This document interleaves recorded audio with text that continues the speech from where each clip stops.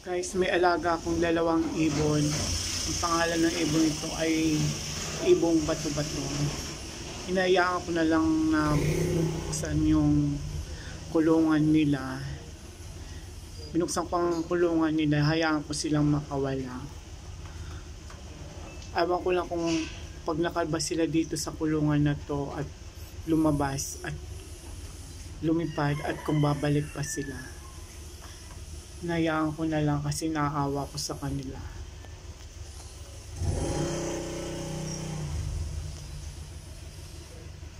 Sana pag nakalabas sila sa hawlan na ito at bumalik pa sila. Kasi naawa ko sa kanila, nasa loob lang sila ng kulungan. At maingay ito pag sa araw, kaya sa gabi. Ito guys, yung dalawa kong alagang ibon.